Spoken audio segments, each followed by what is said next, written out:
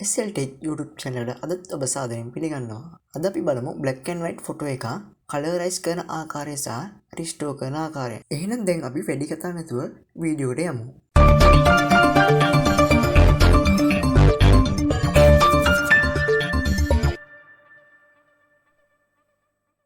අපි මෙහිදී online site එක use කරන නිසා internet connection එක තියෙන්න ඕනේ. ඒ නිසා ඔබට මෙය ලැප් එකකින් සහ ෆෝන් එකෙන් පහසුවෙන් සිදු කර හැක. මෙහිදී එම site වලට යාම සඳහා පහළ description එකේ ඇති link දෙක භාවිත කරන්න. අපි මුලින්ම photo colorize කරන ආකාරය බලමු. මේ සඳහා ඔබ පළමු link එක භාවිත කරන්න. ඉන්පසු ඔබට එම link එකෙන් ගිය පසු මෙසේ site එක දිස් වෙනවා. මෙහිදී අපට ඕනෑම black and white photo එක මෙසේ colorize කරන්න පුළුවන්. ඒ වගේම මේ සිදුවන්නේ artificial intelligence කියන තාක්ෂණය ඔස්සේ. දැන් අපි බලමු. මෙහිදී ඔබට ඡායාරූප හතක් පේනවා. අපි මුලින්ම බලමු මේ ෆොටෝ එක colorize කරලා. මෙහිදී ඔබට පේනවා upload කියලා කොටුවක් තියෙනවා. එම කොටුවට colorize කරන්න ඕන ෆොටෝ එක අපි import කරගන්න ඕනේ. ඒ සඳහා ඔබට එම ෆොටෝ එක තියෙන ස්ථානය තෝරනවා. black and white photos. ඒකේ මේ ෆොටෝ එක. මේ ෆොටෝ එක තෝරනවා. ඊට පස්සේ ෆොටෝ එක මෙතනට upload කියලා පෙන්නනවා. ඉන්පසු අප මෙතන තියෙන colorize කියන බටන් එක ක්ලික් කරන්න ඕනේ. ක්ලික් කරපසු මෙසේ ඔබට පේනවා.